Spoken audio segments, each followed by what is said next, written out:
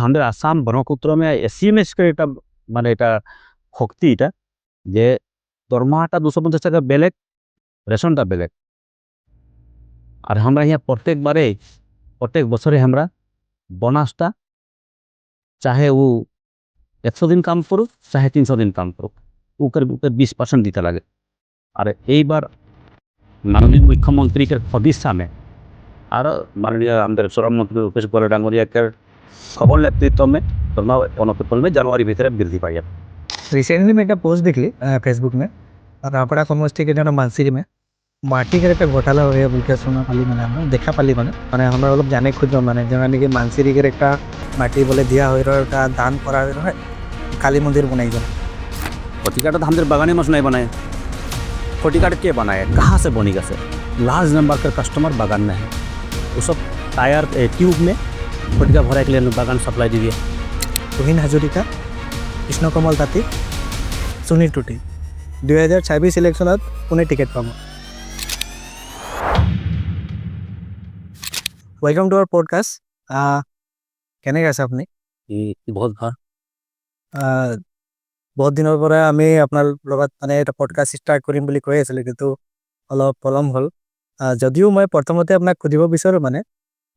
যেহেতু আপুনি আসাম মধুৰ সংঘৰ লগত জড়িত হৈ আছে আপুনি কেতিয়াৰ পৰা জড়িত হৈ আছে আৰু আপোনাৰ জাৰ্নিটো ক'ব নেকি আপুনি? হয় মানে মই একচুয়ালি আগতে যেতিয়া আমি আৰ্টছা কৰি আছিলোঁ আৰ্টছা কৰি থকা সময়তে মই মানে চাহ শ্ৰমিকৰ মাজত প্ৰায় গৈ আছিলোঁ মই আৰু চাহ শ্ৰমিকৰ মাজতে গৈছিলোঁ তেতিয়া মানে মই তেতিয়াই চাহ শ্ৰমিকৰ কাৰণে কিবা এটা কৰিব লাগিব মোৰ মানে ধাৰণা এটা হৈছিল আৰু তেনেকুৱা সেই সময়ত বাগিচা বিভিন্ন সময়ত বিভিন্ন মানে এটা হাই কাজিয়া পৰিস্থিতিত কেতিয়া আমি ইনভলভ হৈছিলোঁ আৰু সেই সময়ত সেই সূত্ৰে আমি 2003 চনত সোনাজুলিত যেতিয়া মানে ডাঙৰ এটা হুলস্থুলীয়া পৰিৱেশৰ সৃষ্টি হ'ল তেতিয়া মই ইনভলভ হ'লোঁ আৰু ৰাইজক আৰু বাগিচাৰ যিসকল পৰিচালক হওক তেওঁলোকৰ মাজত থাকি আমি কথাখিনি ধুনীয়া আলোচনা প্ৰসংগত আগুৱাই লৈ যাবলৈ আমি ৰিকুৱেষ্ট কৰিছিলোঁ। তেতিয়াই সেই সময়ত আমাৰ অসম চাহ মজদুৰ সংঘৰ তেজপুৰ শাখাৰ সম্পাদক আছিল প্ৰয়াত চন্দ্ৰকান্ত পূজা ডাঙৰীয়া। তেতিয়া তেখেতে মোক দেখাৰ লগে লগে মোক ক'লে যে সুনীল তুমি এসিএমএছত কিয় যোগদান নকৰা আৰু তোমাৰ যি এপ্ৰচিং ষ্টাইল বা তুমি ৰাইজক কি ধৰণে বুজোৱা আৰু তোমাৰ যিটো মানে ধৈৰ্য শক্তি চাই ভাল লাগিছে বুলি কৈছে। সেই সময়ত মই চিন্তা কৰিলোঁ মানে শ্ৰমিকৰ কাৰণে কিবা এটা কৰাৰ এটা ইচ্ছা তাতে আকৌ তেখেতে মোক এই ধৰণে কোৱাৰ লগে লগে মই এবাৰ চিন্তা কৰিলোঁ আৰু লগে লগে সেই সময়তে মই 2004-05 চনতে আমি এটা ইণ্টাৰভিউ আমি গৈছিলোঁ এসিএমএছৰ অৰ্গানাইজাৰ হিচাপে ইণ্টাৰভিউ দি আমি আহিলোঁ আৰু বহুত দিন গেপ হ'ল তেনেকুৱা থাকি গ'ল তাৰপিছত হঠাৎ মোৰ নামটো বাছনি হৈ আহিলে যে আপোনাক বাছনি কৰা হৈছে। তো সেই সময়ত মই মানে তেনেকুৱা প্ৰস্তুতি নাছিলোঁ যে মই এসিএমএছত এতিয়া ইমিডিয়েট জইন কৰিম বুলি। সেই সময়তো মই আৰ্টছা ব্ৰাঞ্চৰ সভাপতি হিচাপে দায়িত্বত আছিল। কোন চনৰ মানে 2013-14 কথা। পিছত আকৌ যেতিয়া পুনৰবাৰ মোক যেতিয়া মানে শাখা সংঘৰ পৰা যেতিয়া মোক জনোৱা হ'ল যে আপুনি জইন কৰিব লাগে তো তেতিয়া মই নিজকে মানে মেণ্টেলি প্ৰিপেয়াৰ কৰিলোঁ আৰু 2014 চনতে মই জইন কৰিলোঁ এসিএমএছত আৰু তেতিয়াৰ পৰা আজি এসিএমএছত এতিয়া ছেক্ৰেটাৰী হিচাপে ভাৰপ্ৰাপ্ত সম্পাদক দায়িত্ব নিৰ্বাহ কৰি আছোঁ। আপোনাক যিটো ক'লে আপুনি যেনেকৈ আইডেণ্টিফাই কৰিলে আপোনাক যে আপুনি ৰাইজৰ লগত মিলি পেলাই কিছুমান কাম কৰিছিলে আগতে সেইটো কাৰণে আপোনাক এপ্ৰ'চ কৰিলে যে আপুনি জইন কৰিব নকৰিলে এই এপ্ৰ'চটো ক'ৰ পৰা আহিলে আপুনি মই জানিব বিচাৰিম মানে যিহেতু কেতিয়াৰ পৰা ষ্টাৰ্ট হ'ল? তেনেকুৱা এপ্ৰ'চটো ক'ৰ পৰা আহিলে বুলি কয় মানে অকণমান দীঘলীয়া হেৰি হ'ব মানে মই একচুৱেলি সৰুৰে পৰা শ্ৰমিক ৰাইজৰ মাজতে যদি মানে শ্ৰমিক ৰাইজ জন্মগ্ৰহণ শ্ৰমিকৰ মাজতে সৰুৰে পৰা থকা আৰু শ্ৰমিকৰ লগত মই সদায় মানে ৰাখিছিলোঁ। আমাৰ মাতো শ্ৰমিক আছিল দেউতা শ্ৰমিক আছিল তো তেতিয়া আমি সৰুতে যেতিয়া মাক আমি মানে দুপৰীয়া খানা লৈ যাওঁ মই দুপৰীয়া খানা ল'লে সেই সময়ত এটা বেলেগ এটা আমেজ সেইটো দুপৰীয়া খানা মাৰ লগত একেলগে মানে চালানত বহি খোৱা ভাল লাগে জাপানী এটা তো মই একচুৱেলি সেই সময়ত মানে সদায় মানে মোৰ এইটো ৰুটিন আছিল যে ঘৰত থাকিলে মই মাৰ কাৰণে খানা লৈ যাওঁ আৰু মই দুপৰীয়া ঘৰত খানা নাখাওঁ, মাৰ লগত বহি খাবলৈ মোৰ ইচ্ছা খুব, গতিকে মাৰ লগতে মই বহি খাওঁ। আৰু তেতিয়া চাওঁ যে মানুহ আমাৰ শ্ৰমিকসকল কিমান কষ্ট কৰে, আৰু তেতিয়া ময়ো ফিল কৰি আছোঁ যে মই যদি পঢ়া শুনা নকৰোঁ তেতিয়া কি হ'ব ভৱিষ্যতে, মই এনেকুৱা কাম কৰিব লাগিব, নাই মোক পঢ়িব লাগিব। আৰু সেই সময়তে মই কলম কটা কোৱা, কি বুলি কয় এইটো, গছ চাফা কৰা, মানে আমাৰ পাত বচা বুলি কয়, পাত বাচা, গুৰি নিৰানি বুলি কয়, এইবোৰ চব কাম মই কৰিছোঁ। আৰু তেতিয়াই মানে ইচ্ছা এটা আছিল যে শ্ৰমিকৰ কাৰণে কিবা এটা কৰাৰ, যাৰ কাৰণে মই তাৰ পিছৰ পৰ্যায়ত বহুত চাকৰি মই অফাৰ পাইছিলোঁ, বাগানতে চাকৰি অফাৰ পাইছিলোঁ। তাৰপিছত মই তেজপুৰতো কৰি আছিলোঁ একাউণ্টেণ্ট হিচাপে, চৰকাৰী চাকৰিও মই এটা পাইছিলোঁ, মানে ফিক্স চেলাৰীত। কিন্তু এইবোৰ চব বাদ দি বা শ্ৰমিকৰ কাৰণে, শ্ৰমিক ৰাইজৰ কাৰণে কিবা এটা কৰা এটা ইচ্ছা, আৰু এইটো অট'মেটিকেলি মোৰ আহিছিল যে মই কিবা এটা কৰিব লাগে। যেতিয়া মই অফাৰ পালোঁ যে নাই, মোক যেতিয়া চন্দ্ৰকান্ত প্ৰধান ডাঙৰীয়াই যেতিয়া ক'লে যে তুমি এচিএমএছ জইন কৰিব লাগে, তেতিয়া মানে মনে মনে মানে মই একচুৱেলি উৎফুল্লিত হৈছিলোঁ যে এতিয়া মই এটা সুযোগ এটা পাম, তেনেকুৱাই আৰু আহি গ'ল আৰু। অ'কে। যেহেতু আপুনি এতিয়া এচিএমএছৰে ডাঙৰ এটা পদত আছে আপুনি, মই জানিব বিচাৰিম মানে, যিহেতু আমি জানো যে আপুনি এতিয়াও লাইন ঘৰতে আপুনি বসবাস কৰি আছে। আমি দেখা পাওঁ যে আমাৰ মানে কিছুমান ব্যক্তি যদি এনেকুৱা পদ পায় বা ডাঙৰ ব্যক্তি এনেকৈ যদি থাকে, পষ্ট এটা পায়, তো আমাৰ মানে স্পেচিয়েলি আমাৰ বাগানৰ মানুহ কি কৰে, বাগান এৰি পেলাই মানে টাউন এৰিয়া বা বেলেগ এটা বাগান এৰি পেলাই থাকিব বিচাৰে মানে। এতিয়ালৈকে সুনীল টুটুৱে এতিয়ালৈকে বাগানৰ পৰা বাহিৰত কিয় ওলোৱা নাই, মই জানিব বিচাৰিম মানে এইটো কথা। মানে হয়, এতিয়াও মই বাগিচাৰ লাইন ঘৰতে আছোঁ মই। আৰু মই শুনিছিলোঁ সৰুতে যে যিকেইটা আমাৰ বাগিচা অঞ্চলৰ পৰা যিকেইটা ল'ৰা ছোৱালী ভালকৈ পঢ়া শুনা কৰি সৰু সুৰা চাকৰি পালেও টাউনত বসবাস কৰে, টাউনত নিগাজিকৈ থকাৰ চেষ্টা কৰে। কিন্তু মই অকণমান ব্যক্তিগত চিন্তা কৰিলোঁ যে একচুৱেলি মই যেতিয়া সৰু থাকোঁতে, মই যেতিয়া লাইনৰ মাজেদি যেতিয়া মই খোজ কাঢ়োঁ, কিছুমান মানুহে আমাক কয়, মোকো কৈছিল যে এই ল'ৰাজন ডাঙৰ হ'লে আমাৰ লাইনৰ অৱস্থা কিবা এটা বেলেগ হ'ব, ভাল হ'ব, পৰিৱেশ ভাল হ'ব। তো তেওঁলোকৰ বিশ্বাস এটা আছিল মোৰ প্ৰতি যে মই পঢ়া শুনা কৰি ডাঙৰ হ'লে এই লাইনৰ কাৰণে মোৰ যি দায়িত্ব মই পালন কৰিম, আৰু সেইটো আশা এটা আছিল। আৰু এই আশা মোক মানে এই লাইনৰ মাজত আবদ্ধ কৰি ৰাখিলে, বাহিৰত ওলাব নিদিলে। যদি মই ভাবোঁ যে নাই, মই এতিয়া এচিএমএছ ছ'চাইটিত মই লাইনত থাকিব নালাগে, মই বাগান থাকিব নালাগে, মই টাউনত থাকিব লাগে, আৰু তেওঁলোকৰ যি আকাংক্ষা আছিল মোৰ প্ৰতি, সেইটো চব চাকৰিৰ ভিতৰত চেছ হৈ যাব। আৰু যাৰ কাৰণে মই এতিয়াও বাগিচাৰ মানে লাইনত, আমাৰ লেবাৰ কোৱাৰ্টাৰে আছে, এতিয়াও আছে, এতিয়া বৰ্তমান আমাৰ বাইদেউহঁত থাকে, আৰু তাৰ কাষতে মই সৰুকৈ এইটো ঘৰ এটা বনাই এতিয়াও তাতে আছোঁ। আৰু মই ভাবোঁ যে মই মানে তেনেকুৱা লাইনত থাকি বেছি ভাল পাম, কিয়নো এইটো এটা এনেকুৱা এটা পৰিৱেশ, এটা সেউজীয়া এটা পৰিৱেশ, আৰু যিটো মোৰ দায়িত্ব আছে এই পৰিৱেশটো ঠিক কৰাৰ, দায়িত্ব এতিয়া শেষ হোৱা নাই, আৰু বহুত কৰিবলগীয়া আছে। সেইকাৰণে মই তাত থাকিবলৈ বেছি ভাল লাগে মোক। আৰু যেহেতু অসম চাহ মজদুৰ সংঘ এচিএমএছক মানে বহু কেইজন ব্যক্তিয়ে মানে কয় যে কংগ্ৰেছ ছাপৰ্টাৰ এটা মানে অৰ্গেনাইজেশ্যন এটা হয়, বা এনেকৈ কৈ ইউনিয়ন হয় যোনটো কয়। আৰু আমি চাই পাই আছোঁ মানে, যেতিয়া ৰূপেশ গোলাৰ ডাঙৰীয়াও এইটো এচিএমএছৰ পৰা এতিয়া মন্ত্ৰী পদত আছে, কিছুমানে ব্যক্তি কয় যে ৰূপেশ গোৱালাৰ ডাঙৰীয়াৰ কাৰণে বহু ব্যক্তি এতিয়া কংগ্ৰেছ এৰি বিজেপিত জইন কৰি আছে। আৰু যোনটো নেকি এটা ষ্টেটমেণ্ট এটা দিয়ে মানুহবিলাকে যে এচিএমএছ এটা কংগ্ৰেছ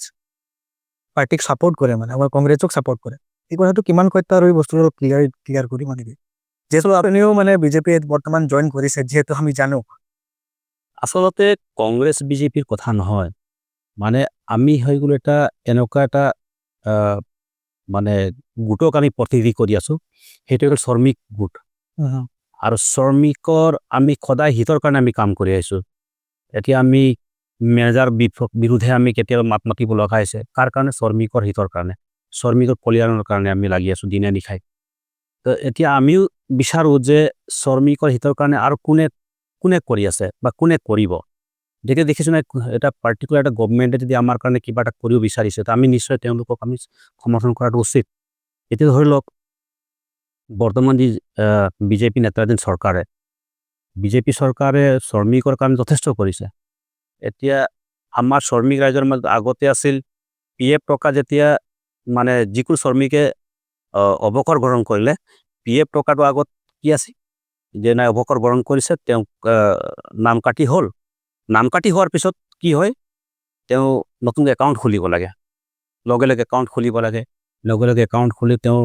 যিখিনি তেওঁৰ প্ৰাপ্য ধনখিনি চেক যোগে পায় আৰু চেক যোগে পোৱাৰ পিছত তেওঁৰ একাউণ্টত জমা হয় আৰু উইড্ৰ কৰে বা যি কৰে আৰু। কিন্তু বিজেপি চৰকাৰ যেতিয়া অহাৰ লগে লগে এই জিৰ' বেলেঞ্চৰ যিটো একাউণ্ট খোলাৰ যিটো ব্যৱস্থা কৰিলে এই ব্যৱস্থাটোক মানে নতুন এটা ঘোষণা এটা আনিলে আৰু মই ধন্যবাদে দিওঁ যে বিজেপি চৰকাৰক এইকাৰণে যে বহুত মানুহৰ একাউণ্ট নাছিল। জিৰ' একাউণ্টত একাউণ্ট খোলাৰ লগে লগে মানুহে একাউণ্ট কি বস্তু আমি সবেই বুজি পালোঁ আৰু একাউণ্ট কিমান জৰুৰী। একচুৱেলি এটা সময়ত ময়ে বুজি পোৱা নাছিলোঁ যে একাউণ্ট কিমান জৰুৰী। এতিয়া মই বুজিব পৰা হ'লোঁ, সবেই বুজি পৰা হ'ল, সবে এতিয়া কৈছে যে সবে আমি একাউণ্ট খোলা উচিত। একাউণ্ট খুলি আমি যিমান আমাৰ লেনদেন একাউণ্টৰ যোগেদি আমি কৰা উচিত আৰু অহাকালি যদি আমি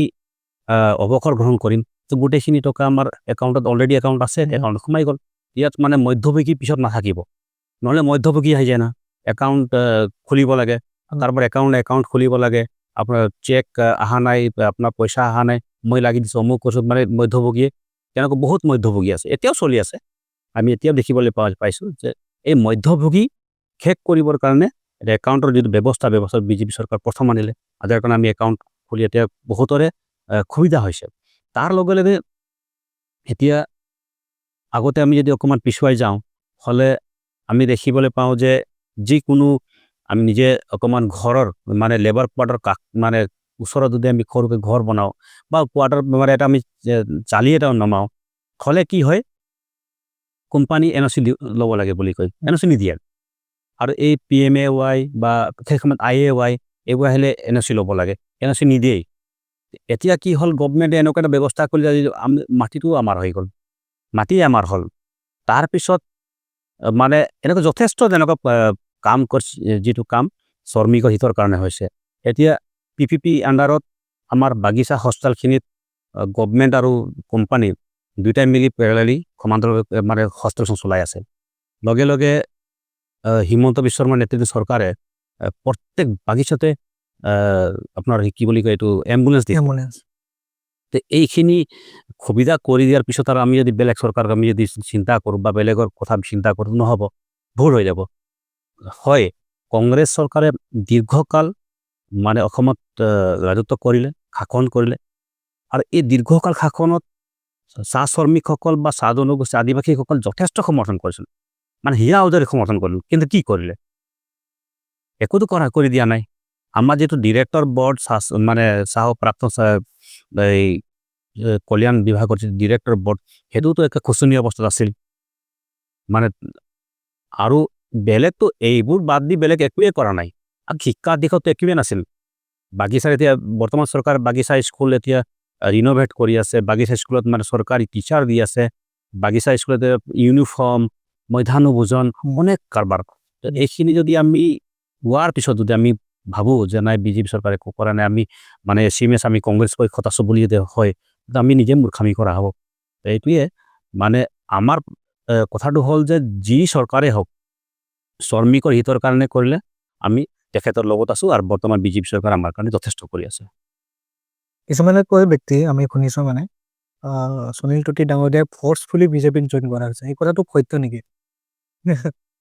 বিশেষকৈ মই মানে বহুত কথা মানে ষ্টেটমেণ্ট আমি মানে চাইছোঁ, মানে শুনিছোঁ আৰু কিছুমান বস্তু, কথাটো কিমান সত্য মানে? এইটো মানে তেনেকুৱা আচলতে নহয়। বিজেপি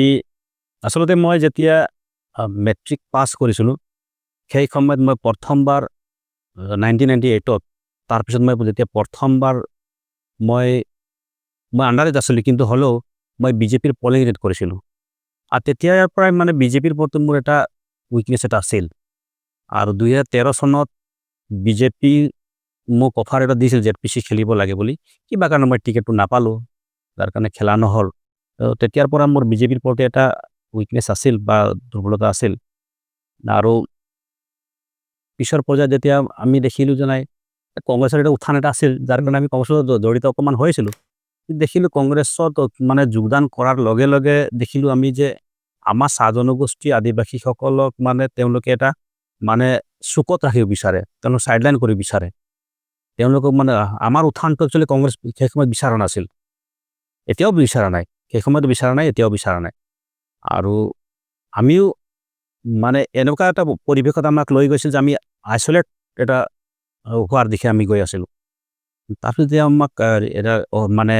অনুৰোধ এটা আহিল অনুৰোধ আচলতে নহয় যে তোমালোকে মানে জইন কৰিবা নে আমিও চিন্তা কৰিলোঁ আমি চিন্তা ভাৱনা কৰিলোঁ আৰু জইন কৰা হ'ল এতিয়া ভালকৈ কাম কৰি আছোঁ দায়িত্ব দিছে ভাল দায়িত্ব দিছে এতিয়া ডিষ্ট্ৰিক্ট প্ৰেচিডেণ্ট চাহ জনগোষ্ঠী মৰ্চা যথেষ্ট ডাঙৰ দায়িত্ব আৰু এই দায়িত্বখিনি পালন কৰাৰ চেষ্টা কৰি আছোঁ কিন্তু কোনো ধৰণৰ এটা ফৰ্চফুলি জইন কৰা কথাটো একচুৱেলি মিছা আচলতে আমি নিজে জইন কৰিছিলোঁ এইটো সঁচা কথা এইটো অ'কে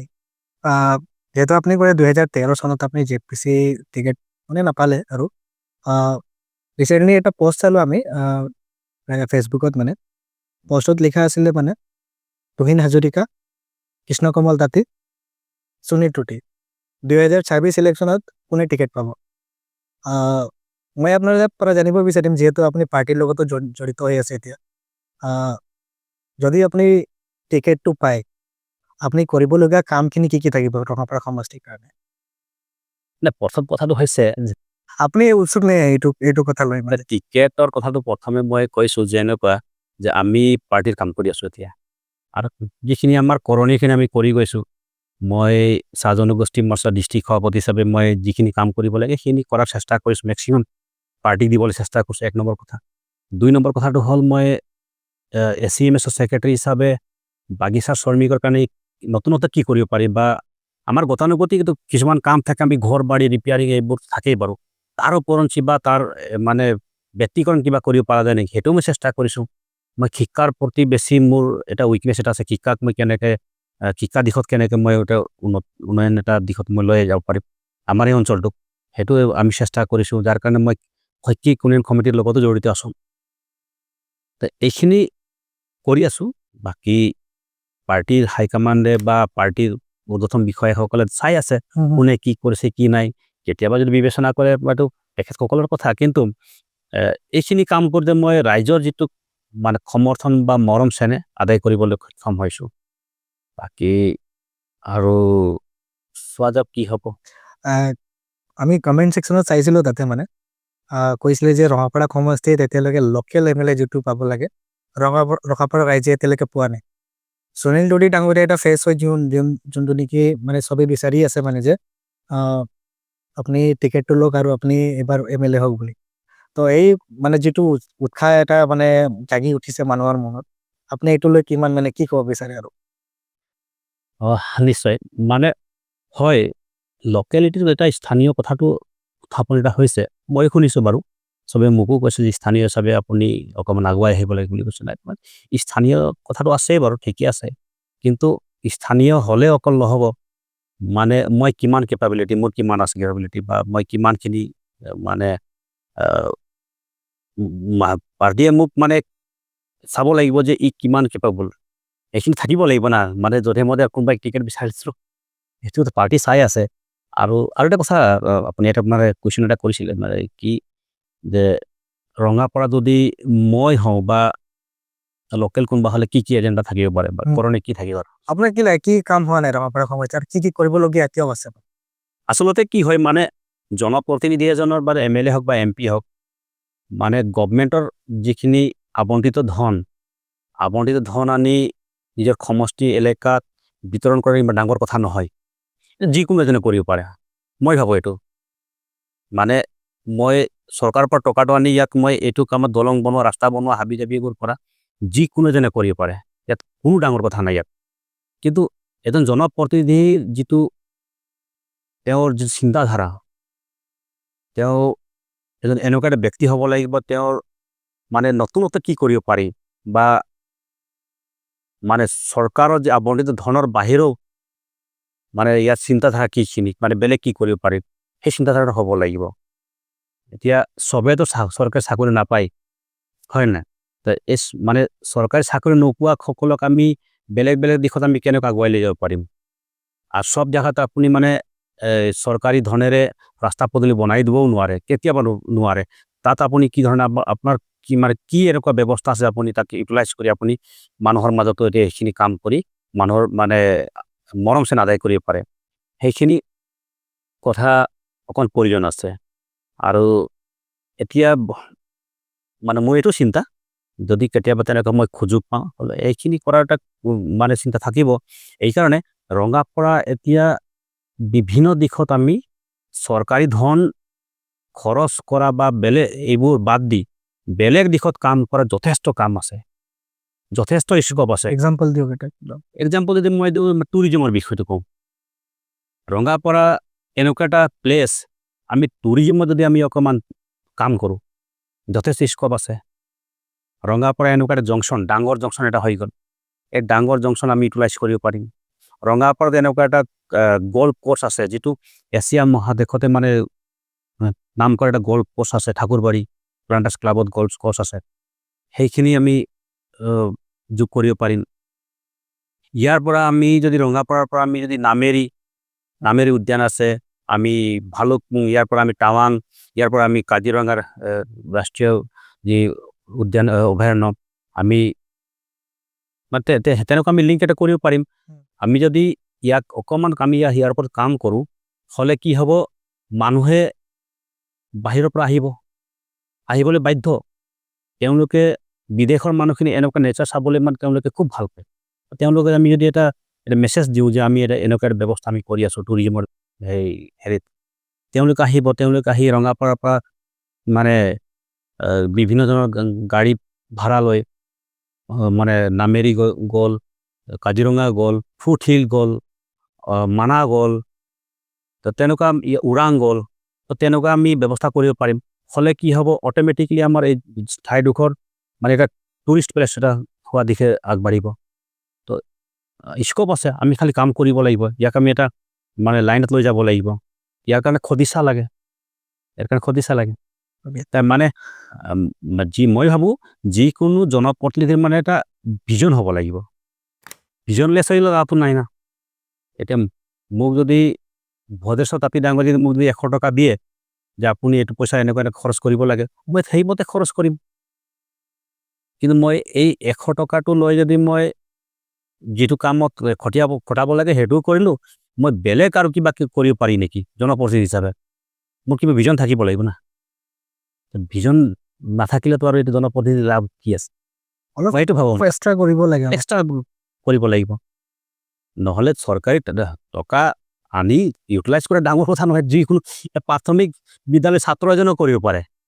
হয় নাই? আমি প্ৰাথমিক বিদ্যালয়ৰ ছাত্ৰ এজনে কৈ দিওঁ যে তোমাক মানে চৰকাৰে ইমান টকা দিব, তুমি এইটো টকা এতিয়া খটাব লাগিব, সিও কৰিব পাৰিব।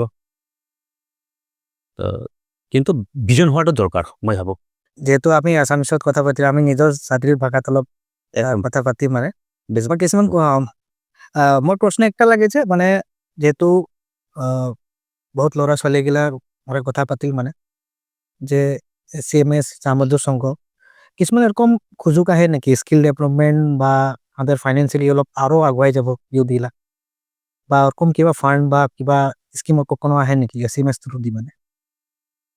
CMSকে সেরকম ফান্ড আহে বলি মানে এখনটা নাইছে বাৰু, কিন্তু হলেও ওটা আমাদের উপরে ডিপেন্ড করে। আমরা ওকে CMS এর ফান্ডটা অকমান ডাইভার্ট করতে পারি নাকি, যে কিবা শিক্ষা হোক বা স্কিল ডেভেলপমেন্ট হোক বা কিবা বেলেগ মেডিকেল ক্ষেত্রে আমরা ডাইভার্ট করতে পারি নাকি, ওটা আমাদের উপর ডিপেন্ড করে। আর ওটা আমাদের একটা কমিটি আহে, কোর কমিটি ফাইন্যান্সিয়াল সাব কমিটিয়ে ওকে একটা ডিসিশন একটা লিয়া হয়, আর ও ডিসিশন মতে কিছুমান টাইমে আমরা ডাইভার্ট করিকে অকমান এডুকেশন লাইনটা আমরা কাম করি। লাইক মই যোৱাবাৰ মেট্রিক যেটা এক্সপিরিয়েন্স স্টুডেন্টস মানে মেট্রিক পরীক্ষা দিয়া স্টুডেন্টগুলোকে দেখে মই একটা ফ্রি টিউশন ক্লাস করে। তো ফ্রি টিউশন ক্লাস মে যেগুলো ফাইন্যান্সিয়াল যেগুলো মানে লাগে প্রয়োজন হয় টাকাখিনি ওটা একটা CMS স্টুডেন্টস হয়কে দিয়া হয় রে। আর এইবার কিবা কারণ সে করা না লাগে, এই কারণে এবার মই এরকম টিচার নাই পাওয়ার কারণে বিভিন্ন টিচারকে যোগাযোগ করলে টিচার নাই পাওয়ার কারণে এবার নাই করা হলে, কিন্তু এখনো মোর এটা টার্গেট আহে কি ফ্রি টিউশন করাতে পারলে বেশি ভালো থাকতো। এইগুলা কামখিনি আমাদের করে থাকা হয়। হুম। আর সঙ্গে কেতিয়াবা কি করা হয় যে আমাদের বাগিচাকের যেগুলা মানে শ্রমিকের বাচ্চাগুলাকে হুম। যেগুলা অকমান দুর্বল বা নিউমোনিয়া টাইপের মানে ওসবকে আমরা হরলিক্স বিতরণ করা বা এগুলা কিছুমান মাঝে করে থাকা হয়। কিন্তু এখন লৈকে স্কিল মানে ওটা স্কিল ডেভেলপমেন্ট কিছু কাম এটা এখনলৈকে করা হওয়া নাই। হুম। আর একটা চিন্তা চর্চা করা হয়ে আহে যে উকের উপরে যদি কিবা মানে অকমান ফান্ড যদি কিবা ডাইভার্ট কৰি আমাৰ কোনো ল'ৰা-ছোৱালীকে যদি এৰকম তাহলে মানে ট্ৰেনিং দিয়াতে পাৰি নাকি? চিন্তা চৰ্চাটা মোৰ কৰা হয়। প্ৰশ্ন এটাৰ জন্য নহয় মানে মোৰ একটা ফ্রেন্ড আহে মানে ওদের একটা গ্রুপ আহে ওদের গ্রুপ में ডিসকাশন করতে মানে যে কিছুমান বাগান में এখন भी আমরা ল'ৰা ছোৱালী যেগুলা গ্রাজুয়েশন করে যেগুলা নাকি এখনো মাস্টার ডিগ্রি করতে হয় ওরা নাকি মানে হায়ার সেকেন্ডারি হোক বা মেট্রিক যেগুলা লিখবে ক্লাস 9 10 এগুলাকে মানে এবার ফ্রি একটা টিউশন মানে দেবো বলেন কিন্তু একটা সময় তো বলে ওরা করেন পিছিয়ে আরো ছোট দিন কেন কি অলপ ফাইন্যান্সিয়ালি অলপ ওদেরকে অলপ সাপোর্ট লাগে ওরা সস্তে রন যে এসএমএস কে একটা অ্যাপ্রোচ করবো নাকি যে নাকি আমরা বললে সে নাকি সাপোর্টটা দিই নাকি এরকম যদি স্টার্ট করবো বললে এসএমএস সাপোর্ট করে নাকি না নিশ্চয়ই এরকম মানে কেইবাজন ছাত্রছাত্রী আমাদেরকে অ্যাপ্লিকেশন দিয়ে আর পারাপেক্ষে আমাদের উৎসবকে এখনো এডমিশন ফিস হোক বা টিউশন ফিস আমাদের অকমান কম বেশি পরিমাণে আমরা প্রোভাইড করা হয়। আর এটা মোর কার্যকাল বেশি হলে আধি কেতনা হাজার আমি বলতে নাই পারো মানে এখন মোর কার্যকাল যথেষ্ট হলে আর মই কিছুমান টাইমে স্টুডেন্টকে এডমিশন ফিস এখনো যেনিবা তোর টিউশন ফিসও দিয়া কম উদাহরণ আহে আর আমি কেইবাটা স্টুডেন্টকে মই নিজে পঢ়োৱা এরকম উদাহরণ আহে নিজে पढ़ाई के जिगरा ड्रॉप आउट स्टूडेंट वो सबके मुझे पढ़ाई सुनाई के आज डिग्री करी उसे एक जगह में प्लेस करा भी मोर उदाहरण है ওটা খাतिर मोर ওটা हमेशा একটা মানে ফার্স্ট মানে মুই প্রিফারেন্স দিই যে শিক্ষাটাকে আর যাহাতে আমাদের ল'ৰা ছোৱালীগুলা বলেন যে কিছুমানে যে আমরা টিউশন করতে নাই পারবা ওটাকে কন্টিনিউ করতে নাই পারে ফাইন্যান্সিয়াল প্রবলেমের কারণে তো এখন যদি মোকে অ্যাপ্রোচ করেন তো নিশ্চয়ই আমরা বিবেচনা একটা করা হবে এরকম নহয় যে আমি 100% কিবা করে দিব কিন্তু বিবেচনা নিশ্চয়ই করা হবে এই রিসেন্ট আমাদের একটা মোর বাগানের সামনে রৌনাথপুর বলে জায়গা একটা হয় আর হুয়াকে একটা যেটা মানুষ মানে আমাদের শিক্ষা বিভাগ সঙ্গে জড়িত রহে কিন্তু কিবা কারণ চৌকার মানে দেহান্ত হলে আর দুনোর ছোৱালী পড়াশোনায় ভাল দুজনে ভাল তার পিছে সব এখন গোটে মানে জীবনটা আন্ধার হওয়া যেন অনুভব করলেন তারপরে লগে মোকে অ্যাপ্রোচ করলেন সব যে আমরা কি করবো মায়ে যখন অ্যাপ্রোচ করলে যে ভাই আমরা কি করবেন ছোৱালীগুলো দুজনে পড়াশোনা ভাল কি করবে তো মুই ওদের ঘর গেলি ঘর যাই দেখিনি বস্তু বুঝলি লগে রাঙাপাড়া কলেজ প্রিন্সিপাল সঙ্গে আলোচনা করিস যে স্যার এটা কি করা হবে তো স্যারেও মানে অকমান আগুৱাই আসলে বলে শুনিলাম আমি হেল্প করিম তোমার খবর কি করি বলে তুমি করা আমি তুমি পঠিয়াই দিয়ে আমি হেল্প করিম ফ্রি এডমিশন হয়ে গেলে কথাগুলো দুইটা ফ্রি এডমিশন দিকে আরও এটা ছোৱালীকে হোস্টেলে দিতে লাগে তো হোস্টেলে একটা মিনিমাম ফিস একটা লাগে ছোৱালীটা মোকে বলে যে আঙ্কাল এনেকৈ মানে মিনিমাম ফিস একটা লাগে কি করা যায় তো বলে আহিবা ঘৰত ঘরের লগে তো মিনিমাম ফিস একটা দিয়ে দিলে এডমিশন তোর হওয়াটা জরুরি আর ভালসে পড় তো এরকম একটা মানে চিন্তাধারা আহে আর বহুত কিবা করে চিন্তাধারা আমার এডুকেশন লাইনটায় কিন্তু অকমান স্কোপটা পালে আর বেশি ভাল লাগে কিন্তু আর বাগানকে ল'ৰা ছোৱালীৰ ক্ষেত্রে মেবি প্রত্যেকে আমি বলি যে তোরা যেটা পড়ার জনটা তোদের একটা ইচ্ছাটা ওই ইচ্ছাটা নাই মরতে দিবি ইচ্ছাটা থাকতে লাগবে জিয়া থাকতে লাগবে তাতে তোর সাহায্যটা তোরা পাই যাবি কাহুসে না কাহুসে পাবি খালি অ্যাপ্রোচ করতে লাগবে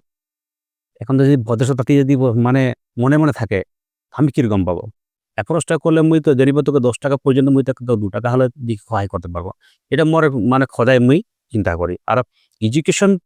লাইনটা খদাই মুই মানে সহায় করবার খাতে মুই এক কদম আগুয়ে থাকবো যেহেতু বললা তারা এডমিশন জানো কিছুমান ফেসিলিটি দিয়ে বা ওরকম মানে সুযোগ করে থাকে রাপাড়া কলেজ में 200টা সিট মানে হাঁদের স্পেশালি হাঁদের बगान के ল'ৰা ছোৱালী জনে মানে सुनील टूटी के नेतृत्व में ওটা 200টা সিট মানে बढ़ाई গেলি প্রিন্সিপাল কে মানে বলা মতে এই কথাটা কেতনা সত্য মানে মানে এটা ও দিনটা তুমি সঠিক দিনটা ইয়াদ নাই সে হলেও মানে এডমিশনের কাৰণে একটা ৰাঙাপাৰা কলেজ হাহাকাৰ পৰিস্থিতি আৰু মই যাহা তাক ভুল নহয় হামদেৰ কিছুমান ল'ৰা ছোৱালী কান্দা কাটা আৰম্ভ হৈ গেলে कितना मन स्टूडेंट रहे हैं अंदर? মোটামুটি হামদের 145 140 এরকম 145 to 50 তারপরে আদার্স 15 to 20 আদার্স তো ইন দ্য মিন টাইম মই অফিসে রহি তো মকে মিনা কর্মকার আর লেখক একজন ফোন এটা করে তো মুই লগে লগে গম পালি যে এডমিশনের কারণে একটা হাহাকার আর এডমিশন নাই দিয়ার সিট বহুত কম তো মুই বলি ঠিক আছে মুই তো যাব পারবো মুই বলবো যেতা যাব পারবো মুই বলবো কিন্তু এডমিশনটা হবে না হবে গ্যারান্টি নাই পারি বলতে লগে লগে মুই কলেজ আইকে ওরসম পরিবেশটা বুঝলি তো কিছুমান স্টুডেন্ট দেখলি কান্দা কাটা করে যে আমার কি হব কি নাই আমার ভবিষ্যৎ খতম বলে রসুন আমি কথা পাতি লৈছো কি হব তো হুয়া দেখলি কিছুমান 8 সালের আসালর এগুলো রহের সঙ্গে আমরা গোটেকেটা একের সঙ্গে ঢুকলি আর প্রিন্সিপালকে আমি লগে আমরা গোটেকেটা একের সঙ্গে অ্যাপ্রোচ করলি যে তো কি করিব পারা যায় তো প্রিন্সিপাল কিন্তু ও সময় মোকে একটা আশ্বাস দিলে যে সুনীল মই চাওঁ সিটটো বঢ়োৱাৰ চেষ্টা কৰিম কিমান হয় আৰু কিমান সিট পাব পাৰা যায় চাই লওঁ 100টা সিট মই আৰু বঢ়াই দিয়াৰ চেষ্টা কৰিম তো মই বলি স্যার 100টা সিট বঢ়ালে নহ'ব আমারই আছে 150 মান আছে আর আদার্স আছে 20 মান আদার্স আছে আপনি চাওক কি কৰিব পাৰে চাই লওক মোক আধা ঘণ্টা দিয়া মোক ফোনটো কৰি আছো আমৰা গোটেইকেইটা বাহিৰে ওলালি তার পিছে 5-10 মিনিট মে আমাদেরকে হাঁকালে মোকে হাঁকাল প্রধান তো মোকে যখন হাঁকালছে আমি গোটেইকেইটা হাঁকালছো তারপরে প্রিন্সিপালে বললে যে তোমালোকে 170 সিটের কারণে লাগিয়েছিল 200 সিট স্যাংশন করে দিলে তো সঙ্গে সঙ্গে আমরা মুই উৎফুল্লিত বাকি সব স্টুডেন্ট উৎফুল্লিত তো মুই নাই বলবো যে এটা সুনীল টুডি কারণে হলে কিন্তু সবকার আকসা আশা ना मैक्सिमम आदमी के लिए গোটে একটা कलिंग नाम पे बोले मैंने हाँ हाँ ठीक है मैं একটা কথা জানাই খুঁজবো মানে যেহেতু এটা অলপ তারা বললা যে ফ্যাসিলিটি এর বাদ বলা এডমিশন ওটা জন্য এই প্রশ্নটা রহে मैं জানাই খুঁজবো মানে হাতের বাগান में स्पेशली इसमें एसएमएस दिखे से माने কোন একটা ফ্যাসিলিটি है নাকি যেটা নাকি আমরা এখনো গম না পাই অবগত নাকি অ্যাওয়্যার নাকি মানে ওরকম স্পেশাল ফ্যাসিলিটি মানে এসএমএস দিয়ে গেছে বললে ওরকম স্পেশাল ফ্যাসিলিটি নাইকে যদি টাইম টু টাইম কেউ যদি হামদেরকে কিবা একটা অ্যাপ্রোচ করে ধরলে এডমিশন পিছিয়ে হোক বা মেডিকেল কিবা গ্রাউন্ড মে থাকুক বা বেলেগ আদার্স কিবা তো আমরা ওই হিসাবসে বিবেচনা করি তো আমরা ফ্যাসিলিটি মানে অকমান সহায় সহযোগ করি আর মোর টাইমে এটা বেশি যথেষ্ট হয়েছে দেখ মোর টাইমে যথেষ্ট হয়েছে বহুতকে আমরা মেডিকেল ফ্যাসিলিটিস তাদের কিবা একটা সাহায্য প্রদান করা কিবা স্কুল এডমিশন কারণে করা কিছুমান আমরা ইন্টারভিউ কাৰণেও আমরা মানে কেতিয়াবা অকমান ফ্যাসিলিটি মানে ফাইনেন্সিয়াল অকমান সহায় সহযোগ আগবঢ়াই তোদের কি লাগে যেহেতু তোরা বাগান সঙ্গে জড়িত হয়ে গে রঙাপেড়া সমষ্টি বলে তো পুরো বাগান মানে চারিও কিনার দিকে বাগানে আয় বাগানকের এখন বর্তমান সমস্যা তোরা কি দেখাল বলে আর ওই সমস্যাখিনি আমরা রোধ কি করে পারবো বাগানে বিশেষকৈ সমস্যা যিগিলা গতানুগতিক সমস্যা যিগিলা আহে আমরা ঘর বাড়ি এটা তো আমরা যার সঙ্গে জড়িত আহে যে ঘর বাড়ি মেডিকেল যেগুলা মানে আইন মতো যেগুলো ফ্যাসিলিটিসখিনি সমস্যাগুলো আহে এগুলো আমাদের ডেলি আমরা ওটাকে প্রসঙ্গ লাগিয়ে থাকি যদি বা ডেলি কিন্তু এখন বর্তমান বেলেগ বেলেগ আর সমস্যাগুলো দেখা দিয়ে আহে যে আমাদের বাগান মে যে মাদক দ্রব্য সেবনটা যথেষ্ট বৃদ্ধি পাইছে এখন তাম্বুলসে গুটখা হয়ে গেল আগে যখন আমি ছোট রি না সেখন হামদের মাকে আমি ফজরে উঠিকে কি করতে তামুল একটা কাটিকে তামুল কাটিকে টুকরা করিকে পান সান সুন্দর সে কাটিকে ওকে মানে রুমালে বাঁধি দিতে আমি হামদের মা মানে সাদাও খাতে রে হামদের বাপে আমার সাদা মারি দিবে চুনাটি নাই বলেন চুনাটি মরাই দিবে আর আমি তামুল কাটি দিব তামুল কাটিকে সুন্দর সে বাঁধিকে ভেজে দিই তো এখন ও তামুলের জনটা প্রথাটা বন্ধ হয়ে গেল এখন গুটখা আর গুটখাটা বি এরকম যে ঠিক হ্যাঁ বারু গুটখাটা একজনটা মশলা প্যাকেটটা একলা খালে বেলেগ কথা হুয়া লগে লগে জারদা থাকেন সাদা ওটাকে মিলাইকে মানে এখন ছোট বড় সব খায় না এখন তামুলের জনটা প্রথাটা খতম এখন প্রচলনটা খতম এখন গুটখার পছন্দ বেশি। আর এটা কিন্তু আমাদের এই সমাজটাকে আমাদের জাতিটাকে এটা বি ক্ষতি করিয়া দেখুন ধীরে ধীরে আমাদেরকে মেন্টালি আমাদেরকে বিকলাঙ্গ করিয়া তার পিছে এখন ড্রপ আউট স্টুডেন্ট সংখ্যা যথেষ্ট বৃদ্ধি পাইছে। এটা কিন্তু ভয়াবহ। কিছুমানে ক্লাস 8 তক পড়েন, ক্লাস 9 তক পড়েন, মেট্রিক কিবা কারণে একবার ফেল করলেন, পিছে ছড়ি দিয়া ড্রপ আউট হয়ে গেলেন। এখন ওকে বাগানও কাম করতে ভাল নাই লাগে, আর এদিকে ওকে ভাল কাম নাই পায়, তো ও কাহা যাবে? ও নিজেকে এরকম বানায় রাখে যে মুই না হিয়া যাব না হুয়া যাব, ও ড্রপ আউট নিজেকে উপনা করি কেউ এরকমই থাকি যায়। তো এই সংখ্যাটা বৃদ্ধি পাইয়া হয়। আর এটা এরকম একটা ভয়াবহ একটা সংখ্যা। যদি আমরা एक्चुअल संख्या আমরা লি নাম্বারটা লি যে ড্রপ आउट कितना আমাদের শোনিতপুর ডিস্ট্রিক্ট আমাদের রাঙ্গাপাড়া में এটা একটা ভয়াবহ সংখ্যা है। আর এটা আগন্তুক কালনামে এটা আমাদের খাतिर ডাঙর সমস্যা হবে, বহুত ডাঙর চ্যালেঞ্জ হবে। ইকের উপরে যে কাম করবে উহে গম পাবে। তো এটা ডাঙর সমস্যা। আরো পরিবেশটা আকৌ লাহে লাহে বিনষ্ট হওয়ার দিকে একটা মানে কিছুমান বাগান আমরা ম্যাক্সিমাম বাগান দেখি এখন মানুষগুলা অলপ অ্যাওয়ারনেসটা আই আহে, এই ফটিকা সটিকাগুলো বন্ধ করেন। আর বিশেষ করে মহিলাগুলো এখন বন্ধ করিয়া মানে ফটিকা দেখলে যেগুলো ফটিকা সাপ্লাইয়ার আহে না ওসবকে ছাড়িয়ে দিয়ে, কিন্তু কিছুমান জায়গায় এখনও আহে প্রচলনটা। তো এই ফটিকাটা কে আনে?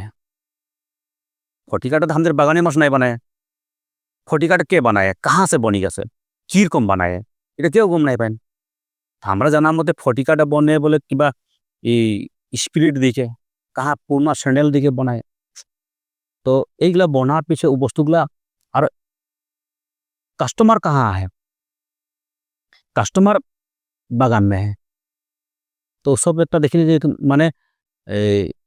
একেবারে लार्ज नंबर का कस्टमर बागान में है। वो सब टायर ट्यूब में फटिका भरा के लिए बागान सप्लाई दे दिए, টিউব में भी भरन तो ट्यूब में भरे ना प्लास्टिक में भरे भरे दिबे। তো এই বস্তুগুলা কি হয় যে ফটিকা খাওয়ার পিছে এখন টিউবারকুলোসিস জন্য টিবি বেমারি আমাদের বাগান में আরো বৃদ্ধি পায়া है। একটা লেভেল একটা টাইমে মানে টিউবারকুলোসিস নোংরা হয়ে রহে, এখন টিউবারকুলোসিস টিবি বেমারি আরো বৃদ্ধি পায়া है। আর যথেষ্ট বৃদ্ধি পায়। এটা বি একটা ভয়াবহ একটা নাম্বার আহে, যার কারণে বাগান মে এখন সবচেয়ে ডাঙর সমস্যাটা বাড়ি গেলে পুরুষের জনটা শ্রমিকের সংখ্যা শ্রমিকের সংখ্যা কমে গেলে। আগে রহে যখন আমরা এসিমেস নাই করতে রही, যখন আটসা করে থাকা টাইমে সেখন বলতেন যে বাগান মে 100 में से 70 জন পুরুষ 30 জন মহিলা হতে রহে। এখন উল্টা,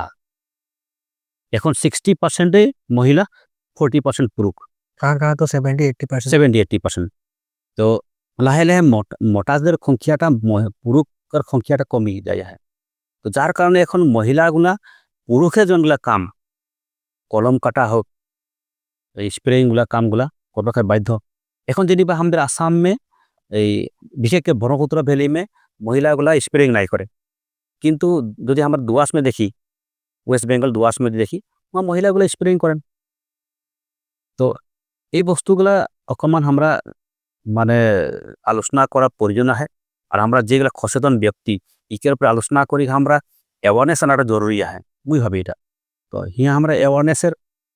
আনবার যিখিনি কাম করতে লাগে অ্যাকচুয়ালি আমরা এসিএমএসও আমরা ও লেভেল তক নাই পৌঁছেছি অ্যাওয়ারনেস আনবার। তো আমাদের এসিএমএসকেও দায়িত্ব আহে, বাকি ছাত্র সংগঠনগুলোর দায়িত্ব আহে। মুই ভাবি মোর নিজের দায়িত্ব আহে, আমরা এখনও নাই পারা। মুই এটা স্বীকার করি তোদের সামনে মুই এখনও নাই পারা। মুই বহুত চেষ্টা করি আহি ফটিকাটি কিরকম বন্ধ করতে লাগে। যেহেতু তোরা ইস্যুকের বাদ বললা কিছুক্ষণ, যেহেতু ময়ও বাগানকের ধরার লাগি मैं একটা আরেকটা সমস্যা দেখিল, মানে আনএমপ্লয়মেন্টের নিবনুয়া সমস্যা একটা দেখিল বাগান में। बहुत ল'ৰা ছোৱালীগিলা এখন भी আন নাকি গ্रेजुएशन करके বা মাস্টাৰ ডিগ্ৰি भी करते हैं। আগে কি হতো ৰহ বাগানেৰ ল'ৰা ছোৱালীগিলা একটা আশা থাকতো রে, মানে বাগানকের স্টাফ একটা জব একটা লব বলকে, বাগানকের বাবু হবো বলকে। বাট বর্তমান আমরা দেখিল মানে বহুত কম পরিমাণে মানে রিক্রুটমেন্ট একটা পাইন মানে বাগান में। ইয়ার কারণটা কি লাগে, মানে কেন কি আমরা আশাবাদী একটা ল'ৰা ছোৱালীগিলা যে বাগানকেৰ আমৰা নিজেই ডাঙৰ দীঘল হওয়া ল'ৰা ছোৱালী লাগি আমরা। তো বাগান में যদি আমরা জব করবো তো একটা আমাদেরও ফ্যামিলি বি সিকিউর আমরা বি সিকিউর রেখে থাকবো বাট এখন ওই বস্তুটা দেখা নাই পাতে আমরা এটা কি কারণ চাও তো পারে হয় এটা খোঁজা পতা লাগে মানে প্রথম কথা লাগে যে আমাদের বাগান মে কর্মচারী স্টাফ যোনটা রিকোয়ারমেন্টস ওটা বৃদ্ধি नहीं पाले ওটা বরঞ্চ কমই আয়া है আগে रहे मैनुअल काम होते रहे সবগুলো ম্যানুয়াল কাম হতে রহে যার কারণে স্টাফ কেবাটা স্টাফ হতে রহে এখন না হলে কম্পিউটারাইজ হয়ে যাওয়ার লগে লগে সব ডিজিটাল এর এখন ধীরে ধীরে কার্টেল করা হলে আর যেতনা ধরলে একটা বাগান মে 20টা স্টাফ প্রয়োজন আহে তো 20টা স্টাফ স্ট্রেংথ আহে এখনো কিছুমান জায়গায় এখনো 20টা স্ট্রেংথে আহে এরকম নয় যে 20টা জায়গা 25টা হলে এরকম নয় বা 20টা জায়গা 15টা হলে কম নয় কিছুমান বাগানে আকো কমলে তো স্ট্রেংথটা নাই বাড়লে কবি গেলে 20টা যদি স্টাফ লাগে তো 20টাই আহে তো হুমার 20টা অলরেডি আহে স্টাফ তো হুমার নতুন লড়াকে যদি লিব বললে যখন তো ভ্যাকেন্ট পোস্ট ভ্যাকেন্ট নাই তো নতুন লড়া লিব বললে তো পসিবল নাই খে ওসব बढ़ाবেন নাই আর যদি কিবা কারণ 2টা 3টা যদি ভ্যাকেন্ট হয়ে গেলে ফলে আকৌ আমাদের এখন তো মানে ঘরে ঘরে ডিগ্রি তো গোটেই কেটা বলে যে মোকে লাগে সবে এপ্লাই করে আৰু এই এই এই বস্তুটা মানে একটা মুই ভাবি যে আমাদেৰ ল'ৰা ছোৱালী ভাবতে লাগে যে আমরা বাগানটা বারো ঠিক আছে বাগানও আমি ধ্যান দিব অকমান বাহিরেও অকমান চিন্তা করিছুন সব দিকে মাথাটা মারতে লাগে এখন গভর্নমেন্টকে কিছুমান এরকম জব আহে কিছুমান এরকম এই ব্যবস্থা আহে ওগুলা আমরা যদি অকমান মানে দেখলে আমরা গভর্নমেন্ট জব বি পাই যেতে পারি গভর্নমেন্ট নতুন ধর এডিআর যেটা ব্যবস্থা করলে আগে আপনারা সমষ্টি মে এডিআরই মে জব পায় হ্যাঁ কেটামান পাইছে বাৰু এৰকম নাই পোৱা ইয়া এরকম কোচিং উচিং নাই হওয়ার কারণে নাই পালে তো মানে এডিআরই যেটা ব্যবস্থা সরকারের একটা সুন্দর একটা ব্যবস্থা আর এখন বর্তমান বিজেপি নেতৃত্বাধীন সরকারে কি করেছে যে আমাদের সাধারণ গোষ্ঠী আদিবাসীগুলা খাতে 3% এক্সট্রা রিজার্ভেশন করে দিল যদি আমরা ইচ্ছে যদি সুবিধা নিতে নাই পারবো এখন থেকে এখন নিব ওটা একটা বাপ লাগে তা আমরা অকমান নিজেকে প্রিপেয়ার করতে লাগবে যে আমি বাগান আর গভর্নমেন্ট সেন্ট্রাল গভর্নমেন্ট প্রাইভেট সব দিকে মাথা মারতে লাগবে যদি মানে পড়াশোনা করে ডিগ্রি করে যদি আমি ওলাই আসি সব দিকে ধ্যান দিতে লাগবে যদি ভাবো যে খালি বাগান মে দিলেহে মুই নিব আদারওয়াইজ মুই বেলেগ দেখা নাই যাব বলে তারও আমি বাগানে থাকতে লাগে তো এই বস্তু আমাদের অকমান কমই আহে আর মুই দেখা বিভিন্ন জায়গায় গেলে মুই এটাই বলি যে তুই বাগানও ধ্যান দে বাহিরেও ধ্যান দে কাহা তোর লটারি লাগবে কে জানে হয় না এখন 3% জন্য রিজার্ভেশন গভর্নমেন্টে এটা করলে এখন এ কালীপ্রসাদ আমাদের মাননীয় মুখ্যমন্ত্রী 377 জনকে একটি দিনে সাধারণ গোষ্ঠী আদিবাসীগুলো টিচার হিসাবে অ্যাপয়েন্টমেন্ট দিলে এটা ইতিহাসে প্রথমবার আগে নাই হওয়া এরকম আগে বাগানকের 10 জন 15 জন পাতে দেবে অল আসাম মে 377 একেবারে পোৱা ধেমালি বাদ লাগে নাকি তা তো আগে নাই রহে তারপরে আকৌ এডিআরই মে আকৌ কেবাটাও পালে তো এই ব্যবস্থাটা আমাদের খাतिर বনাই দেওয়ার পিছিয়ে আমরা যদি অকমান নিজে সজাগ নাই করবো তো আমাদের লস হয়ে যাবে তো আমাদের মানে চিন্তাধারা কি বাগানে কবে পোস্ট ভ্যাকেন্ট হবে কবে আমার বাগানে অ্যাপ্লাই করে পাবো বলে বাগানে কেটা পোস্ট ভ্যাকেন্ট হবে 2টা 3টা 5টা হলে গিয়ে নিবা আমাদের कितना ही एप्लीकेंट कितना বাগান में এখন তো 20-50টা অ্যাপ্লিকেন্টে হয়ে যাবে তোকে ভিতরে বাছনি করতে লগিয়া হয়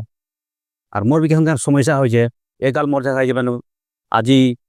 অমুক আসলে কালি তমুক আসলে যারা এই সমস্যাটা দূর নাই হয় নাকি ইন ফিউচার মে কেন কি বাগানকে দেখবো যদি এখন স্টাফ বিলাক কমে হয় আগে 20টা রহে যে 15টা হলে যে 10টা হ'ব পাৰে কম্পিউটাৰ জনে বা কিছুমান টেকনলজি জনে কিছুমান বস্তু আগুৱাই যায় এইবিলাক কমাই যায় মানে মেন পাৱাৰটো কম লাগে এসএমএস কে কোনো দায়িত্ব আহে নেকি যে মানে কিছুমান ভুল এসএমএস করো বলেন মানে তো এই কথাটা কেতনা সত্য মানে হয় মানে আমাদের এখন সবে এটাকে বিরুদ্ধে একটা আওয়াজ মজবুত করাটা জরুরি আছে আর এসএমএস হইলে আসাম চা মজদুর সংঘ আর বাগান में है आसाम चा कर्मचारी संघ एससी केस और एससीएमएस तो एससी केस के जोटा केस में जेनिबा स्टाफ कम है अपनी स्टाफ लब लगे एससीएमएस हमारे बेसी इंटरफेयर নাই করি ওটা এসসি কেসের কেস লাগে তো দায়িত্বটা মানে এসসি কেস না তো এতো নাম খারাপ হলে এসএমএস এসসিএমএস আমাদের মানে কেন বলতে ম্যানেজারকে যে আমরা বলি যে আপনি দুটা স্টাফ ভেকেন্ট আছে আপনি ল'ব লাগিব তাৰমানে আপোনালোকে তো এচি মেচে ক'ব নোৱাৰে এইটো এচি কেছৰ কেছ হয় এচি কেছতে কাম কৰি আছে মোৰ ধুনীয়া কৰি আছে কম স্টাফত কৰি আছে তো ওটা আমার এসি কেস লাগে আর আমার বেশি ইন্টারফেয়ার আমরা নাই করি আর হলে আমরা ইন্টারফেয়ার করি যে নাই রে ল'ব লাগিব এসি কেস কোপ নক আমি কি জানো পাৰাপক্ষে মানে নিজকে হ্যাঁ আমাৰ ল'ৰা ছোৱালীক ল'ব লাগিব বিভিন্ন বাগান মইতো বেছি ল'ব লাগিব এইটো কিয় নল'ব তো যাৰ কাৰণে মই কেইবাজন ল'ৰা ছোৱালীকে আমিও এখনো এংগেজ কৰাই দিতে সক্ষম হলি কালি বছর রিসেন্ট মই এই আমাদের এই সার্কল মে 4টা বাগান মে এংগেজ করাই দিলি তো এই কালি বছর হয়ে গেল রাসেলগড় বাগান মে তো আমাদের এই বস্তুটা আমাদের দাবি থাকে কিন্তু অ্যাকচুয়ালি ওটা আমাদের এখতিয়ারকে নাই লাগে ওটা কিন্তু হলো দাবি রাখি আর আমাদের প্রত্যেক দাবি আমাদের নিচে লিখে দিই যে বাগিচার স্থানীয় শিক্ষিত যুবক যুবতীক বিভিন্ন হেৰিত পদবীত মকৰৰ কৰিব লাগিব থাকেই ওকৰ দাবিও থাকে যার কারণে কেখনো ওসব বি ম্যানেজমেন্ট বি আমাদের মানে কথা রাখেন দিয়ে একটা রাখে বারো নাই নয় কিন্তু এখন কি হয়েছে যে এসি কেস করে একটা এগ্রিমেন্ট হয়ে গেলে যে এসি কেসের যদি যিকোনো স্টাফ রিটায়ার হলে মরি গেলে হলে ওকের বেটা বেটি যদি উপযুক্ত আহে শিক্ষিত যদি আহে উপযুক্ত শিক্ষা যদি আহে হলে ওকের বদলি পাবে ওটা একটা এগ্রিমেন্ট হাউসপে যার কারণে ওসব এসি কেস কিংবা স্টাফ করে বেটা বেটি স্টাফ হয়ে যায় কিন্তু আমাদের তথাপি আমাদের বলি বস্তুটো বায়াস অলপ নাই নেকি এটা পাই অকল বায়াস হয় অলপ এক্সাম হ'ব লাগে এটা নহয় যে পঢ়া শুনা ল'ৰা ছোৱালী বহুত আহে এনে যার কারণে আমাদের একটা কথা বলি যে ঠিক আছে যদি 3টা যদি পোস্ট ভেকেন্ট হয়েছে আপনি এটাক দিয়ক তেওঁলোকক স্টাফর ল'ৰা ছোৱালী এজনক দিয়ক আপনি বাকি 2টা আমার দিয়ক 4টা যদি আছে 50-50 করক 2টা যদি আছে তেনেকে এটা তেওঁলোকক দিয়ক এটা আমার দাবি রাখক আরে এরকম আমার দাবি করি আমাদের যথেষ্ট দিয়াই আহে মানে রাজাকার বেটা রাজা হ'ব নাই লাগে হ্যাঁ তো যার কারণে আমাদের ভিতরে মাঝে মাঝে আমরা ইন্টারফেয়ার করি নহব নহয় এটা এগ্রিমেন্ট আছে বলে আমি সব যদি তেওঁলোকক দিব আমার কি থাকে নহব নহয় আর তার মধ্যে আপনি ইন্টারভিউ করাক 4টা পোস্ট ভেকেন্ট হয়েছে 2টা আমার 2টা তেওঁলোকের বারো 3টা আমার তেওঁলোকের এটা তো যার কারণে আমাদের এইবার যথেষ্ট আমরা চাকরি দিতে পারিছি নাই নয় আর এটা ইন ফিউচার এটাকে আমরা আরো বেশি মজবুত করতে পারবো অবস্থাকে আর হিয়া আমাদের ছাত্র সংগঠনগুলোকে দায়িত্ব আহে যে সব বি অকমান মাঝে মাঝে আমার স্থানীয় যুবক যুবতী দিব লাগে বলে অকমান এই বস্তুটাকে অলপ দাবি থাকতে লাগে না যেহেতু দেখা পাতেই আমরা মানে এখন आंदोलन के लिए चलते हैं वजह के लेके दरमा के लेके मैं जाने कुछ भी मैंने जेहेतु মানে एसएमएस भी यहाँ जड़ित तो होके অলপ আহে এই দরমাটা বাড়ে के कितना चांसेस है और बाड़ी तो कितना बाड़ी और एसएमएस के यहाँ भूमिका কি ধরনের থাকি মানে নিশ্চয় হিয়া ভূমিকা এসএমএস করে আহে হয় দাবিটা সবে করি আহে দাবিটা করা জরুরিও আহে আটসা আশা এসএমএস গোটেইকেইটা কৰি আহে আৰু হিয়া নিশ্চয় আমাদের মাননীয় শ্রমমন্ত্রী মহোদয় ভূপেশ গোয়ালা ডাঙ্গরের নেতৃত্ব में এটা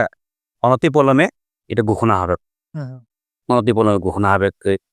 দমা বিরোধী আর কেতনা বাড়বে এটা আমি এখন একচেটলি আমি বলিতে নাই পারবো কিন্তু একটা সাফিসিয়েন্ট অ্যামাউন্ট একটা বাড়বে যেটা রাইস মার্কেট সঙ্গে যেটা বই বস্তু দাম বৃদ্ধি হয় তুলনা করে একটা বৃদ্ধি হওয়া চান্স একটা আহে আৰু যদি মই আজি এই কথাটা বলি যে আসামকের ব্রহ্মপুত্র ভ্যালি এই 2টা উপত্যকা আহে आसाम में बराक उपत्यका और ब्रह्मपुत्र उपत्यका बराक उपत्यका में जनगुला फैसिलिटीज वहाँ एसएमएस नहीं किंतु ब्रह्मपुत्र वैली में खाली एसएमएस है और बराक उपत्यका में एसएमएस नहीं वहाँ विभिन्न मजदूर यूनियन है 12टा मान मजदूर यूनियन है 12टा मान मजदूर यूनियन থাকিও ওসব যেগুলা শ্রমিক রাজকা যেগুলা ফ্যাসিলিটিস আজিলৈকে পুরা করতে নাই পারেন वहाँ मुझे जाना मते मैं যোগাযোগ में থাকি हमेशा 140 दिन से नीचे काम करा श्रमिक के যেগুলা সুবিধা দিতে লাগে घर रिपेयरिंग হোক বা ছাতা তিরপাল আদি করি ইনা নাই দিয়া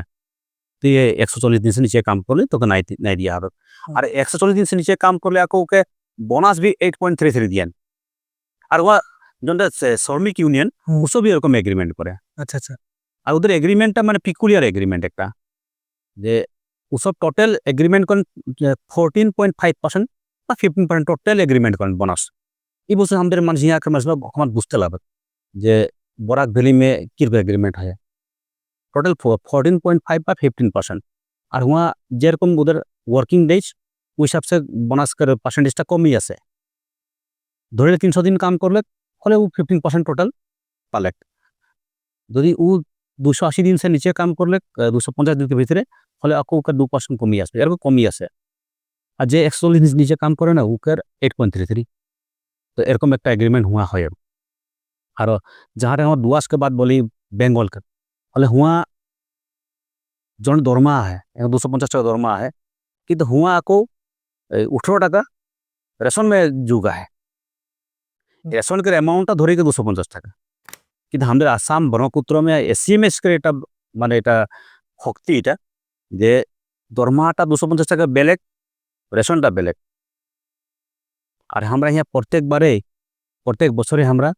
বোনাসটা চাহে ও 100 দিন কাম করুক চাহে 300 দিন কাম করুক ওকে 20% দিতে লাগে। দুভাগে দিক কিন্তু 20% বোনাস দিতে লাগে। বোনাস এক মতে তো 30 দিন কাম করলে বোনাসও এন্টাইটেল হয়ে বোনাস পাবে কো না। জুয়া বছর তুই 30 দিন কাম করলে তুই তোর জনটা ইনকাম টোটাল ইনকাম করে উপরে তুই 20% বোনাস হতে লাগে, মানে মিনিমাম 8.33 আর ম্যাক্সিমাম 20%। তো এই বছর আমরা বলি যে ইটের ইনকাম করে উপরে বোনাস দেয়। ও কিतना दिन কাম করলে নাই করলে ওটা আমরা গণনাই করি। আর যার কারণে আমরা ধন্যবাদ দিতে লাগে আমাদের পবন সিং খাটওয়ার ডাঙ্গরিয়া আর রূপেশ বালা ডাঙ্গরিয়া ধন্যবাদ দিলাম। এই ক্ষেত্রে আমি যথেষ্ট খবর নেতৃত্ব দিয়েন। আর এইবার মাননীয় মুখ্যমন্ত্রীকে খদিশা में আর মাননীয় আমাদের শ্রমমন্ত্রী রূপেশ বালা ডাঙ্গরিয়াকে খবর নেতৃত্ব में দরমা অনতিপল में জানুয়ারি ভিতরে বৃদ্ধি পাই যাবে। আর হিয়া হয় প্রত্যেক মানে আমাদের যেটা দল সংগঠন আহে ওদের যেগুলা প্রেসার বা যেটা দাবিটা মানে যথেষ্ট গুরুত্ব সহকারে সরকার বলিয়েছে। আর আমরা ওদের সঙ্গে হামদর্দি আহি আটসার সঙ্গে হামদর্দি আহি যে তোদের জন্য দাবি আমাদের দাবি এরকম হয়, তোদের দাবি বেলে আমাদের দাবি ওইটাই লাগে। কিন্তু আসলে সরকার যেটা মানে এই ওয়েজ যেটা বোর্ড এটা বনাই দিছে, তো ওই ওয়েজ বোর্ডে গোটেইখিনি বস্তু ফাইনালাইজ কৰি এটা দৰমহাটাকে বৃদ্ধি করার ব্যবস্থা করে। আর এটা বহুত জলদি এটা ডিসিশন নেওয়া হবে, কারো এটা অ্যানাউন্সমেন্ট भी হয়ে যাবে। रिसेंटली मैं एक पोस्ट देख ली फेसबुक में रापड़ा समष्टि के जो मानसिरी में माटी के एक घोटाला हुए बोल के सुना पाली मैंने हमारा देखा पाली मैंने और लिखा है मैंने जे न्याय लगी बोल के ये बसते की लगे मैंने हमारा लोग जाने खोज मैंने जो कि मानसिरी के एक माटी बोले दिया हो रहा दान करा रहा काली मंदिर बनाई जाने ये अलग पताटा किरकम स्टोरीटा अलग बाता बने गे जेहेतु तारा पार्टी संगे भी এখন জড়িত হয়ে কে নিশ্চয় এটা জানাটা দরকার সবে। আর যেহেতুকে আমরা হিন্দু ধর্মীয় হিসাবে আমরা কোনো ধর্মকে বিরুদ্ধে নয় অ্যাকচুয়ালি। আর এই ক্ষেত্র में যে কোনো ধর্ম যে কোনো ব্যক্তি ওটাকে গরিহনা দেবে। এই কারণে যে একটা পরিয়াল একটা গুর্খা পরিয়াল 1940 सन में মা কালীর মন্দির প্রতিষ্ঠা করবার খাতির নির্মাণ করবার খাতির প্রায় 1.5 কাঠা মাটি দান দিয়ে रहे। তো কালক্রমে কি হলে গোটা কিবা কারণ সে হুয়াকের হিন্দু পরিয়ালে জানি বা ওদের ক্যাপাসিটি নাই থাকার কারণে মন্দির বানাতে নাই পারি রহে, তো মাটিটা এনে রহে কি জানি। তো এখন হুয়া বেলেগ সম্প্রদায়ের মানুষগুলা একটা পরিয়াল দখল করে রাখিছে আর গোটেই মাটি দখল করে রহে। কিন্তু পিছে ইকের আগে 2016 सन से আমাদের হিন্দু পরিয়াল মহাগে যেগুলা হিন্দু মানুষগুলা অকমান অ্যাক্টিভ হয়েছে যে মাটিটাকে পুনর আমরা মা কালী মন্দির বানাবার খাতির গোটেই মাটি লিবার খাতির একটা জুজা করলেন। আর যার কারণে কমপ্লেন দেওয়ার পিছে মুই গম পালি সে টাইমে আমাদের মাননীয় রাজ্যিক সভাপতি আমাদের কিবা ভবেশ কলিতা ডাঙ্গরিয়া ও একটা আমাদের সেট টাইমকার ডিসি স্যারকে বলি কে রিটার্ন একটা দিকে ইনকোয়ারি করাইকে মানে ইনকোয়ারি রিপোর্ট ওটা দিয়াইকে মানে মাটি এটা মোকালাইতে লাগে বলি বলা হয়ে রেখে। তো জেনে তেনে আধা কোঠা মাটি, আধা কোঠা চেয়ে কম হলো মাটি এখন মানে জেনে তেনে মা কালী মন্দিরের নামে নিতে পারলেন। আর হুঁয়া একটা ভূগঘর আহে, ভূগঘরটা কংগ্রেসের টাইমে ভূগঘর বনোয়া আহে, ছোট মোটো একটা ভূগঘর আহে। আর বাকি মাটি বেলেগ সম্প্রদায়ের মানুষ পরিয়ালটা দখল করে রাখিছে। কিন্তু ইন্টারেস্টিংলি ওই পরিয়ালটাকে ওদের নিজের সম্প্রদায়ের মানুষগুলা বি ওকে বিরোধ করি আহে যে এটা ই করবার নাই রহে। এটা মা কালী নামের মাটি, মেয়াদি পটা মাটি দখল করবার নাই রহে বলি এখন ও সম্প্রদায়ের মানুষগুলা বি ওকে বিরোধ করি আহে। আর ওসব বি আমাদের হিন্দু পরিয়ালকে বলি, হিন্দু সমাজকে বলি আহে যে আপনালোকে একটু ইয়ার পরে লোক এটা ভাল হওয়া নাই। আরো সবচেয়ে দুঃখ লাগা বিষয় যে জন ভূগর্মে বর্তমানে মা কালীকে প্রতিমা হয় ওকে সামনে ওই পার্টিকুলার ওই সম্প্রদায়ের পরিয়ালটা ও সামনে সেফটি ট্যাঙ্ক মানে পায়খানা ট্যাঙ্কটা বনোয়া হয়েছে। আর পায়খানা ট্যাঙ্ককে লিক করিকে ভূগঘর দিকে মানে ডিরেকশন করে দিছে। ওয়া দেখলে মানে এটা এরকম একটা পরিবেশ মানে নিজেকে শরম লাগে যে আমরা এখন ভারত একটা হিন্দু প্রধান দেশ, আমরা হিন্দু প্রধান দেশ में আহিনে নিজেকে প্রশ্ন করলি হুয়া যাইকে আমার কোনো ধর্মকে আমরা তুচ্ছতা ছিল নাই করে দেই আর প্রত্যেক ধর্মকে আমরা সম্মান করি, হয় না? আরও বোধ হয় বেলে ধর্ম বি আমাদের ধর্মকে সম্মান করেন যার কারণে ওই সম্প্রদায়কের উদ্রেক গোষ্ঠী আমাদেরকে বলে যে আপনার লোকের উদ্ধার করো, নিশ্চয় উৎসাহ আমাদেরকে সম্মান করে। তো উহা দেখিকে মানে অকমান বেয়া লাগলে আর যার কারণে হামকে হাঁকাই যাই রে মা যাইকে দেখি আমি বললি এটা তো ভালো মানে এটা গরিয়ানা যোগ্য এটা ঠিক মানে বস্তুটা সলভ হয় কিনা এটা সলভ হওয়ার চান্সটা এখন কেতনা কি হবে মুই তো দেখা পাই গোটেই বস্তুটা কমান বেলেগ দিশে যায় আহে তো আমি এটা বেশি কমেন্টস করা ইয়া ঠিক নাই হবে। তো আমি আশা করি ইয়া সবাই মিলিকে এটা যদি আমরা আওয়াজ এটা উঠাই জাস্টিস ফর মানসির মা কালী মন্দির বলে আওয়াজ এটা উঠাই নিশ্চয়ই কিবা একটা হবে। বহুত বহুত ধন্যবাদ দাদা আমাদেরকে টাইম দিয়ে এখানে আপনারা লাস্ট টাইমে একটা রিকোয়েস্ট করবো মানে তোদেরকে যেহেতু আমাদের উঠিবা ল'ৰা ছোৱালীগুলা আমাদের ইউথগুলাকে তোরা একটা তোদের দিকে একটা মেসেজ দেবো বলতে আমাদের এটা চ্যানেলটার মাধ্যমে মানে প্রথমে মুই তোদের গোটেইকেইটাকে ধন্যবাদ জানাবো আজি হিরপোকে আকাইকে যে ধরনের আদর সম্মান করি যেটা সুন্দর একটা পডকাস্ট হলে বহুত বহুত ধন্যবাদ। আর গোটেই টিমটাকে ধন্যবাদ জানাই আহি আর মুই তোদের থ্রু মে বেশি ডাঙর মুই মেসেজ নাই দিব যে মুই এটাই কথা বলবো যে আমাদের এই জনগোষ্ঠীটা বহুত ডাঙর জনগোষ্ঠী এটা আসামে। আর আমরা এই জনগোষ্ঠীটা যে ধরনের আমরা অ্যাকচুয়ালি প্রত্যেক দিক মে কাম কর লাগে আজি রেখে আমরা ও ধরনের আমরা পারা নাই। তো মুই উঠি আসা প্রজন্মক এটাই অনুরোধ জানাবো যে অকমান নিজেকে কমিটেড হতে লাগে যে মুই যিকোনো ক্ষেত্র মে মানে যুগাত্মক যিকোনো ক্ষেত্র মে মুই আগুৱাই যোৱা নিজেকে কমিট কর। আর আজিকালি বহুত স্কোপ আহে, যথেষ্ট স্কোপ আহে, বিভিন্ন ক্ষেত্র মধ্যে আগুৱাই যেতে পারি। তো নিজেকে খালি কমিটমেন্টটা প্রয়োজন আহে আর কম্পিটিশন যেটা একটা ভাব ও ভাবটা নাই খেয়ে তো কম্পিটিশন ভাবটা জাগাতে লাগবে, ফিট থাকতে লাগবে মানে চিক্কা দিকমে তুই নিজেকে কমিট করতে লাগবে, তুই তোর গোল সেট করতে লাগবে, হয় না? গোলটা সেট করতে লাগবে তোকে, গোল সেট করি তুই হুয়া গোল মারতে লাগবে তোর। তো তোর গোল যদি নাই খেয়ে গোল পোস্ট যদি তুই ঠিক নাই করে রাখিস তো তুই কাহা তুই গোল মারবি? তোর গোল মে বল আহে কিন্তু তোর গোল পোস্ট নাই খেয়ে ওরকম নাই হবে। তো তোকে নিজেকে গোল পোস্ট রেডি করতে লাগবে। আর তোর গোড় মে বল আহে তুই 20টা তুই বেগিকে भी ক্যারি করি কাটি কুটিকে দেখবে গোল মারতে লাগে। তো ওটা খাতে কমিটমেন্ট হওয়াটা বহুত জরুরি है আর একটা কম্পিটিশন ভাবটা जगह पर बहुत जरूरी है। আমাদের बीच में কম্পিটিশন ভাবটা নাই সে মানে একটা কম্পিটিশন প্রতিযোগিতামূলক ভাব হতে লাগে না ও ভাবটা কমি আহে ইকে আমার জায়গা লাগে বাস আমি আজি এটাই বলবো আর বিশেষটা বহুত বহুত ধন্যবাদ। এয়া আছিলে আমাৰ লগত সুনীল কটি ডাঙৰীয়া তেজপুৰ ব্ৰাঞ্চৰ ACMSৰ সেক্ৰেটাৰী। আশা কৰোঁ আপোনাক ভিডিঅ'টো ভাল লাগিলে। যদি ভিডিঅ'টো ভাল লাগিলে লাইক কৰি দিব, কমেণ্ট কৰিব ভিডিঅ'টো কেনেকৈ লাগিলে। যদি আমাৰ চেনেলত নতুনকৈ আহিছে প্লিজ ছাবস্ক্ৰাইব কৰি দিব আমাৰ চেনেলটো এনে ধৰণৰ ভিডিঅ' চাবৰ কাৰণে। ধন্যবাদ।